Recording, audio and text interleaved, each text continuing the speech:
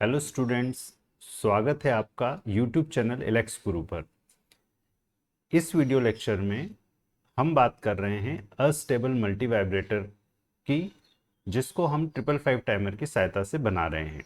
555 timer का functional block diagram और 555 timer की सहायता से मोनोस्टेबल मल्टी वाइब्रेटर पर हमारा वीडियो लेक्चर यूट्यूब पर अवेलेबल है, जिसकी यूट्यूब लिंक डिस्क्रिप्शन बॉक्स में हमने दी है।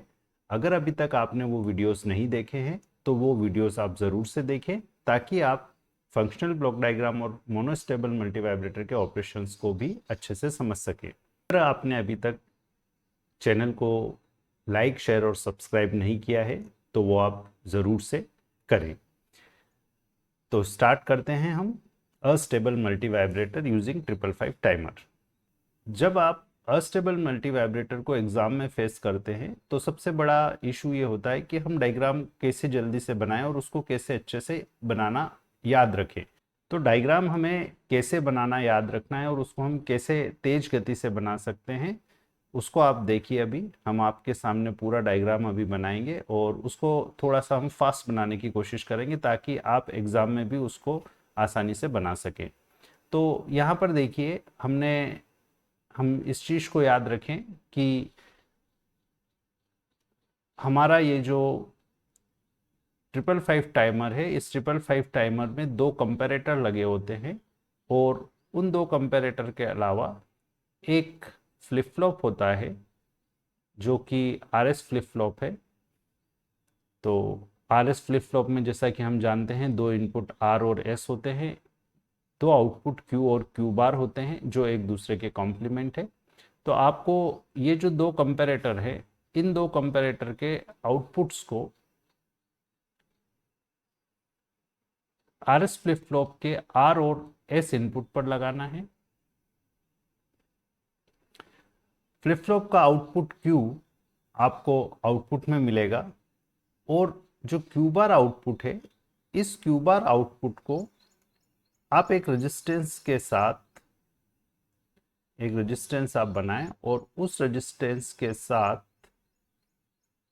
एक ट्रांजिस्टर के बेस पर कनेक्ट कर दें। तो देखिए, बहुत आसान हो जाएगा आपको इसको याद रखना, अगर आप इस टाइप से इसको समझ करके बनाने की कोशिश करेंगे। तो ये हमने एक ट्रांजिस्टर के बेस पर क्यू बार कनेक्ट कर दिया है। ये हमारे दो कंपैरेटर है जो कि ऑपरेशनल एम्पलीफायर के ओपन लूप कॉन्फ़िगरेशन में यूज़ करके हम बना रहे हैं। इसको हम कंपैरेटर 1 COMP1 हम कह रहे हैं कंपैरेटर 1 के लिए, और इसको हम कह रहे हैं कंपैरेटर 2 COMP2। हमने पिछली वीडियो लेक्चर्स में भी डिस्कस किया था कि ये 555 टाइमर क्यों होता है। ये 555 टाइमर इसलिए है क्योंकि इस पर्टिकुलर टाइमर आईसी में तीन इक्वल वैल्यू के रेजिस्टेंसेस कनेक्टेड है, जो कि मैंने यहाँ पर बनाए हैं। देखिए, इनको बनाने में हमें जो पॉइंट ध्यान रखना है वो ये है कि ये तीन इक्वल वैल्यू के, सपोज ये आर वैल्यू के या R1 वैल्यू के अगर तीन रेजिस्टेंसेस हैं, तो R1 हम इसलिए कह रहे हैं क्योंकि हम इस रेजिस्टेंस को यहाँ पर R बोल देंगे। तो ये VCC से तीन समान मान के रेजिस्टेंसेस आपको कनेक्ट करने हैं। पहला रेजिस्टेंस आप इस कंपैरेटर से पहले, कंपैरेटर 1 से पहले कनेक्ट करें, दूसरा रेजिस्टेंस कंपैरेटर 1 और 2 के बीच में कनेक्ट करें, और तीसरा रेजिस्टेंस कंपैरेटर 2 के बाद में कनेक्ट करें। कंपैरेटर 1 का जो इन्वर्टिंग इनपुट है, इस इन्वर्टिंग इनपुट को आप यहाँ से कनेक्ट कर दें, और कंपैरेटर 2 का जो नॉन इन्वर्टिंग इनपुट है उसे आप यहाँ से कनेक्ट कर दें। इस पर्टिकुलर केस में जब हम अस्टेबल मल्टी वाइब्रेटर की बात कर रहे हैं, तो कंपैरेटर 1 का नॉन इन्वर्टिंग और इन्वर्टिंग टर्मिनल आप कॉमन करें और इस टर्मिनल को हम एक्सटर्नली कनेक्ट करेंगे। तो इंटरनल डायग्राम की अगर हम बात करें तो इंटरनल डायग्राम में सिर्फ आपको इतना ही करना है। ये जो टर्मिनल है, ये टर्मिनल ग्राउंड से कनेक्टेड रहता है। अब इसके अलावा देखिए, आपको एक्सटर्नली क्या क्या कनेक्ट करना है। एक्सटर्नली आपको यहाँ से VCC से दो रेजिस्टेंस कनेक्ट करने हैं। एक रेजिस्टेंस हमारा RA होगा, दूसरा रेजिस्टेंस हमारा RB होगा, और इन दो रेजिस्टेंस के बाद हमें एक कैपेसिटर कनेक्ट करना है और उसे ग्राउंड करना है।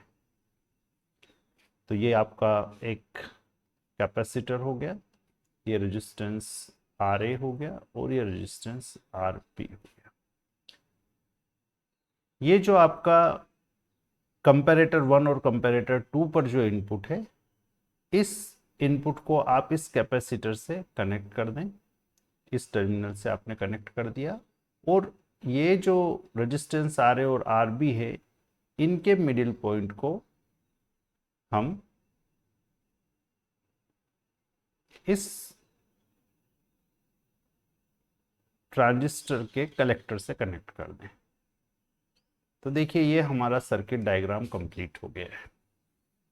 तो आप आसानी से इस सर्किट डायग्राम को सिस्टमेटिक वे में इस टाइप से बना सकते हैं। जब आप इस टाइप से इसको ड्रॉ करेंगे तो आप आसानी से इसको याद रख सकेंगे कि हमें इसको कैसे बनाना है। इसके अलावा आपको और कोई इनपुट शो करने की ज़रूरत नहीं है। एक रीसेट पिन होती है, उसको आपको देने की यहाँ पर ज़रूरत नहीं है। अब हम इसकी वर्किंग को समझते हैं कि कैसे ये सर्किट हमें अस्टेबल मल्टी वाइब्रेटर देता है। यहाँ पर देखिए ये जो VCC है, इस VCC से ये 3 रेजिस्टेंस कनेक्टेड हैं और ये एक पोटेंशियल डिवाइडर सर्किट है जहाँ इस पॉइंट का पोटेंशियल 2/3 VCC होता है, जो कि हमने पहले पिछले वीडियो लेक्चर्स में VTH बोला है। इस पॉइंट का पोटेंशियल 1/3 VCC होता है, जो कि हमने VTL बोला है प्रीवियस वीडियोस में। तो इसका डेरिवेशन भी हमने फंक्शनल ब्लॉक डायग्राम जब समझाया था तब डिटेल में डिस्कस किया था। अगर आपको ये समझना है तो आप हमारा वो वीडियो ज़रूर से देखें। तो हम यहाँ पर आउटपुट कंसिडर करने के लिए यहाँ पर हम कैपेसिटर का वोल्टेज और आउटपुट देखें, क्या आउटपुट और क्या कैपेसिटर का वोल्टेज हमें मिलेगा। देखिए यहाँ सबसे इम्पोर्टेंट पॉइंट, हम जब स्टार्ट कर रहे हैं कि कैपेसिटर पर इनिशियली वोल्टेज 0 है, तो कंपैरेटर 1 के नॉन इन्वर्टिंग टर्मिनल पर 0 वोल्टेज है और कंपैरेटर 2 के इन्वर्टिंग टर्मिनल पर 0 वोल्टेज है। अब यहाँ इस पोटेंशियल डिवाइडर सर्किट की वजह से कंपैरेटर 1 के इन्वर्टिंग टर्मिनल पर 2/3 VCC लग रहा है और नॉन इन्वर्टिंग टर्मिनल पर कंपैरेटर 2 के नॉन इन्वर्टिंग टर्मिनल पर 1/3 VCC वोल्टेज अप्लाई हो रहा है।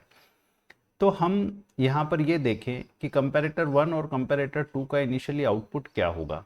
कंपैरेटर 1 के इन्वर्टिंग टर्मिनल पर वोल्टेज नॉन इन्वर्टिंग टर्मिनल से ज़्यादा है।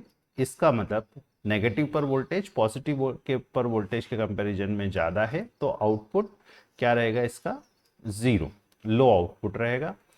और कंपैरेटर 2 को जब हम देखते हैं तो कंपैरेटर 2 में हम कह रहे हैं कि पॉजिटिव पर जो वोल्टेज है वो नेगेटिव पर जो वोल्टेज है उससे ज़्यादा है, क्योंकि नेगेटिव पर 0 है, पॉजिटिव पर 1/3 VCC है। तो यहाँ पर मुझे मिलेगा 1, क्योंकि पॉजिटिव पर ज़्यादा है। कंपैरेटर की वर्किंग हम पहले भी डिस्कस कर चुके हैं। सिंपली पॉजिटिव पर अगर ज़्यादा वोल्टेज है तो हाई और नेगेटिव पर ज़्यादा है तो लो। तो कंपैरेटर 1 हमें 0 आउटपुट दे रहा है और कंपैरेटर 2 हमें 1 आउटपुट दे रहा है। इस 0 और 1 की वजह से देखिए R और S के कॉम्बिनेशन के पॉइंट ऑफ व्यू से अगर हम समझें तो हमें यहाँ पर ये समझ में आ रहा है कि ये जो आउटपुट है ये आउटपुट 1 होगा, क्योंकि सेट पर हाई है। सेट पर हाई है मतलब आउटपुट 1। तो इनिशियली हम ये कह सकते हैं कि हमारा जो आउटपुट वोल्टेज है, यहाँ पर हम VO ये जो आउटपुट वोल्टेज है ये बना रहे हैं और यहाँ पर हम VC ड्रॉ करेंगे जो कि कैपेसिटर का वोल्टेज है। ये 0 टाइम से हम स्टार्ट कर रहे हैं, ये एक्सिस हमारा टाइम एक्सिस है। तो यहाँ पर देखिए हम ये बोल रहे हैं कि जब इनिशियली हमारा कैपेसिटर डिस्चार्ज है और हमने इस सर्किट को स्विच ऑन किया तो मुझे आउटपुट हाई मिल रहा है। और आउटपुट हाई मिलने से, यहाँ पर हाई मिलने से देखिए यहाँ पर इस टर्मिनल पर Q बार पर मुझे 0 मिलेगा और Q बार पर अगर 0 है तो ये ट्रांजिस्टर ऑफ रहेगा और ऑफ रहेगा तो यहाँ से ये जो कनेक्शन है, ये वाला जो कनेक्शन है, ये कनेक्शन अभी चालू नहीं रहेगा। अब इसके बाद देखिए क्या होता है, चूंकि ये RB और RA के का मिडिल पॉइंट ग्राउंड नहीं हो रहा है, इसलिए अभी इनिशियली आपका वीसीसी आरए आरबी और से होते हुए इस कैपेसिटर को चार्ज करना स्टार्ट करेगा। तो इनिशियली हम यहाँ पर ये बोल रहे हैं कि कैपेसिटर सी की चार्जिंग स्टार्ट हो जाएगी जैसे ही हमारा स्विच हम ऑन करते हैं और आउटपुट इनिशियली हमारा क्या है, हाई है। तो अब हमारा कैपेसिटर का चार्जिंग स्टार्ट हो रहा है। तो एक कैपेसिटर का चार्जिंग वेवफॉर्म हम यहाँ पर कंसिडर करते हैं कि ये हमारा कैपेसिटर का चार्जिंग स्टार्ट हो गया। सपोज यहाँ पर 2/3 VCC वैल्यू है और यहाँ पर 1/3 VCC वैल्यू है, मतलब ये पॉइंट आपका 1/3 VCC है और ये पॉइंट आपका 2/3 VCC है। तो अब देखिए आगे इस वेवफॉर्म में हम कैसे आगे बढ़ते हैं, इसकी चार्जिंग डिस्चार्जिंग से हमें आउटपुट में क्या मिलता है हम ये चेक करना चाह रहे हैं। तो जब चार्जिंग कैपेसिटर का चार्जिंग स्टार्ट हो रहा है तो पहले 1/3 VCC तक वो चार्ज होगा, देन उसके बाद वो 2/3 VCC पर पहुंचेगा। तो जब कैपेसिटर 0 से चार्ज होते हुए 1/3 VCC पर पहुंचेगा, इसको अगर हम यहाँ बनाएं तो ये वो इंस्टेंट है जब वो 0 से चार्ज होते हुए 1/3 VCC पर पहुंचा। उस पर्टिकुलर केस में देखिए यहाँ पर एक चेंज होगा। 1/3 VCC से जैसे ही इन्वर्टिंग टर्मिनल पर वोल्टेज ज़्यादा होगा, कंपैरेटर 2 का आउटपुट 1 से 0 हो जाएगा क्योंकि नेगेटिव पर हाई हो गया। तो हम यहाँ पर कंपैरेटर 2 पर इसको अब कर रहे हैं 0 और कंपैरेटर 2 का आउटपुट 0 होने से R और S 0 हो गए। और RS फ्लिप फ्लॉप के केस में हम जानते हैं कि 0 पर आउटपुट में कोई चेंज नहीं होता, मतलब आउटपुट अभी भी 1 बना रहेगा, हाई बना रहेगा। तो यहाँ पर हमारा जो ये आउटपुट है, ये आउटपुट अभी कंटिन्यू ऐसा ही चलता रहेगा। कैपेसिटर की चार्जिंग 1/3 VCC तक पहुँच गई। 1/3 VCC से अब हमारा कैपेसिटर और आगे चार्ज हो रहा है। 1/3 VCC पर हम इस कंपेरेटर 1 को भी देख लेते हैं। 1/3 VCC पर इन नॉन इन्वर्टिंग टर्मिनल पर कैपेसिटर का वोल्टेज अप्लाई हो रहा है, इसलिए यहाँ 1/3 VCC है। 2/3 VCC नेगेटिव टर्मिनल पर है, इसलिए ये 0 बना रहेगा। तो ये वोल्टेज बढ़ते हुए धीरे धीरे बढ़ता बढ़ता आपका पहुंच जाएगा कहाँ पर, 2/3 VCC पर। 2/3 VCC पर जब ये वोल्टेज पहुंचता है तो यहाँ पर देखिए एक चेंज होगा। कंपैरेटर 1 का जो आउटपुट है, वो कंपैरेटर 1 का आउटपुट नॉन इन्वर्टिंग टर्मिनल पर 2/3 VCC से जैसे ही वोल्टेज ज़्यादा होगा ये 1 हो जाएगा। कंपैरेटर 2 के केस में कोई चेंज नहीं होगा। तो यहाँ पर देखिए रीसेट 1 हो गया है, सेट 0 है, मतलब आपका ये जो आउटपुट है ये आउटपुट 1 से 0 हो गया है। मतलब ये जो इंस्टेंट है, जिस इंस्टेंट पर आपका वोल्टेज, कैपेसिटर का वोल्टेज, ये ऐसा लीनियर नहीं होता, एक्सपोनेंशियली इंक्रीज होता है। ये आप इसको थोड़ा एक्सपोनेंशियली समझ लें, ये एक्सपोनेंशियली इंक्रीज हो रहा है। तो ये हो जाएगा आपका इस पर्टिकुलर केस में आउटपुट आपका हो गया लो। अब इस इंस्टेंट पर जैसे ही आउटपुट लो हुआ, यहाँ पर एक और चेंज आपको देखने को मिलेगा। ये आपका आउटपुट Q0 हो रहा है तो Q बार 1 हो रहा है, और Q बार 1 हो रहा है तो आपका ये ट्रांजिस्टर ऑन हो गया। ट्रांजिस्टर ऑन होने से देखिए क्या हो रहा है, इस VCC से RA और RA के बाद ये जो हमने पहले पाथ क्लोज किया था, ये पाथ अब ऑन हो गया है। मतलब अब VCC से RA होकर के ट्रांजिस्टर ऑन होने की वजह से ये पाथ ग्राउंड पाथ मिल रहा है, मतलब करंट इधर फ्लो होने लग जाएगा। और उसी टाइम देखिए कैपेसिटर आप मान के चलिए कि अगर खाली है, ये एक बॉटल है जिसके ऊपर अगर आपने कोई नल लगा रखा है और अगर आप नल चालू करते हैं तो वो बॉटल भरने लग जाती है, और अगर आपने उस बॉटल को गिरा दिया तो वो बॉटल खाली होने लग जाएगी, मतलब आपने उसको ग्राउंड कर दिया तो वो बॉटल खाली होने लग जाएगी। तो यहाँ पर अभी हमने कैपेसिटर को ग्राउंड कर दिया है, क्योंकि कैपेसिटर इस रेजिस्टेंस के माध्यम से अभी ग्राउंड हो रहा है। तो ये इस ग्राउंड की वजह से कैपेसिटर की भी डिस्चार्जिंग अब चालू हो जाएगी। कैपेसिटर इधर से आरबी रेजिस्टेंस के थ्रू इस ट्रांजिस्टर से होते हुए ग्राउंड हो जाएगा, और इसके ग्राउंड होने की वजह से कैपेसिटर पर वोल्टेज फिर कम होने लग जाएगा। जैसे ही वोल्टेज बढ़ा उसके बाद ये वोल्टेज फिर से एक्सपोनेंशियली डिक्रीज होने लग जाएगा, और वोल्टेज जैसे ही डिक्रीज होना स्टार्ट होगा, अब आप यहाँ पर समझिए, जैसे ही वोल्टेज डिक्रीज होना स्टार्ट हो रहा है वैसे ही आप अगर इस कंपैरेटर पर देखें तो फिर से इन्वर्टिंग टर्मिनल पर वोल्टेज नॉन इन्वर्टिंग टर्मिनल पर वोल्टेज से ज़्यादा हो गया है। और अगर ये ज़्यादा हो गया है तो ये जो हमने पहले 0 और 1 किया था इस पर फिर से चेंज देखने को हमें मिलेगा, ये फिर से 0 हो जाएगा। अब यहाँ R इनपुट 0, S इनपुट 0, मतलब 0 0, मतलब आउटपुट में कोई चेंज नहीं, मतलब हमारा ये जो पर्टिकुलर आउटपुट है ये आउटपुट अब लो बना रहेगा। लेकिन जब हमारा आउटपुट कैपेसिटर का जो डिस्चार्जिंग वोल्टेज है वो डिस्चार्जिंग वोल्टेज जैसे ही 1/3 VCC से नीचे जाएगा, देखिए यहाँ पर क्या होगा, जैसे ही ये 1/3 VCC से नीचे जाता है वैसे ही 1/3 VCC पॉजिटिव पर होने की वजह से कंपैरेटर 2 का आउटपुट फिर से हाई हो जाएगा। और कंपैरेटर 2 का आउटपुट हाई होने की वजह से आपको आउटपुट में फिर से क्या मिलेगा, जैसे ही ये वोल्टेज कैपेसिटर का डिस्चार्जिंग वोल्टेज जैसे ही 1/3 VCC से नीचे जाने का होगा उस पर्टिकुलर इंस्टेंट पर आपका आउटपुट वोल्टेज ये सेट होने की वजह से आउटपुट वोल्टेज फिर से क्या हो जाएगा, 1 हो जाएगा। और आउटपुट वोल्टेज 1 होने का मतलब फिर से ये हाई हो गया और फिर आगे कहानी चालू हो जाएगी। इसके हाई होने से देखिए इधर क्या हुआ, क्यू बार आपका हो गया फिर से लो, क्यू बार लो होने की वजह से ये ऑफ से ऑन से फिर से क्या हो गया, ऑफ हो गया, क्योंकि ट्रांजिस्टर के input terminal base NPN transistor के बेस पर अगर आपने ग्राउंड 0 दे रखा है इसका मतलब ये ट्रांजिस्टर ऑन नहीं होगा, और ये ऑन नहीं होगा तो ये जो डिस्चार्जिंग पाथ है ये क्लोज हो गया। वीसीसी से आरए के माध्यम से जो ग्राउंड हो रहा था ये पाथ भी फिर से क्लोज हो गया। इसका मतलब फिर से वीसीसी आरए आरबी होता हुआ करंट कैपेसिटर तक पहुंचेगा और कैपेसिटर की चार्जिंग फिर से स्टार्ट हो जाएगी। मतलब अब वोल्टेज आपका 1/3 VCC से नीचे नहीं जाकर के फिर से चार्जिंग स्टार्ट हो गई है, और चार्जिंग स्टार्ट होकर के ये फिर से 2/3 VCC की तरफ जाएगा। और जैसे ही चार्जिंग स्टार्ट हो रही है देखिए वैसे ही फिर से आपका ये जो S इनपुट है, क्योंकि 1/3 VCC से जैसे ही वोल्टेज नेगेटिव पर ज़्यादा होगा ये 1 से 0 हो जाएगा, तो आउटपुट हमें 1 ही मिलता रहेगा, नो चेंज स्टेट मेंटेन्ड हो जाएगी। और उसके बाद में जब वो 2/3 VCC से ऊपर पहुंचेगा तो फिर से रीसेट 1 हो जाएगा, और रीसेट 1 हो जाएगा तो आउटपुट फिर से हमारा लो हो जाएगा। आउटपुट लो होने की वजह से फिर से आउटपुट अगर लो हो गया तो क्यू बार 1 हो गया, और क्यू बार 1 हो गया तो ट्रांजिस्टर ऑन हो गया, और ट्रांजिस्टर ऑन हो गया तो फिर से कैपेसिटर की डिस्चार्जिंग स्टार्ट हो गई।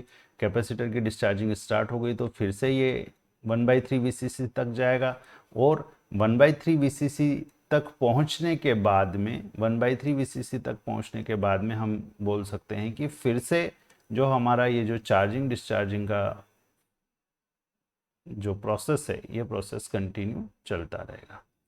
तो यहाँ पर देखिए हम ये देख पा रहे हैं कि जब हम 555 टाइमर को इस कॉन्फ़िगरेशन में इस टाइप से कनेक्ट करते हैं तब हमारा आउटपुट वोल्टेज हाई लो होता रहेगा। यहाँ एक इम्पॉर्टेंट पॉइंट और हो जाता है कि ये जो चार्जिंग टाइम और डिस्चार्जिंग टाइम है, मतलब कितने समय ऑन और कितने समय ऑफ रहेगा, ये कैपेसिटर की चार्जिंग और डिस्चार्जिंग पर डिपेंड कर रहा है। हम देख पा रहे हैं कि कैपेसिटर की चार्जिंग जब हो रही है तो आर ए आर बी और सी इन्वॉल्व हो रहे हैं, और डिस्चार्जिंग के टाइम आर बी और सी इन्वॉल्व हो रहे हैं। तो कहीं ना कहीं ये चार्जिंग और डिस्चार्जिंग का जो समय है वो समय अलग रहेगा, और अलग रहेगा तो ये स्क्वायर वेव नहीं होगी, ये कुछ ऑन टाइम अलग रहेगा, इसका ड्यूटी साइकिल अलग अलग रहेगा।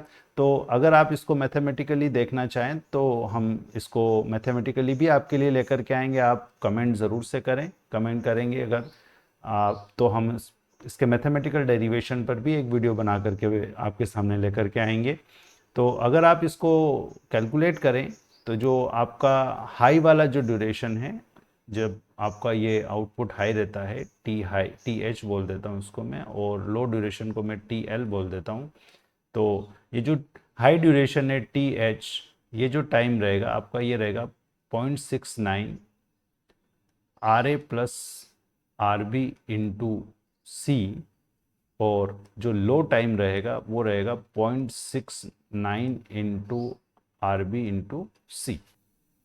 यहाँ देखिए इन दोनों एक्सप्रेशन से ये भी हमें क्लियर हो रहा है कि चार्जिंग में आर ए आर बी और रेजिस्टेंस इन्वॉल्व है कैपेसिटर के साथ, और डिस्चार्जिंग के टाइम सिर्फ आर बी रेजिस्टेंस इन्वॉल्व है। तो स्टूडेंट्स अस्टेबल मल्टीवाइब्रेटर में इतना ही। और भी इस टाइप के इंटरेस्टिंग वीडियोस के लिए और एक्सप्लेनेशन के लिए आप हमारे यूट्यूब चैनल को लाइक शेयर सब्सक्राइब करना ना भूलें। और अगर आपको कोई स्पेसिफिक टॉपिक की रिक्वायरमेंट है तो वो भी आप कमेंट में ज़रूर से कमेंट करें, ताकि हम उस पर वीडियोस बना करके आपके लिए लेकर के आते रहें।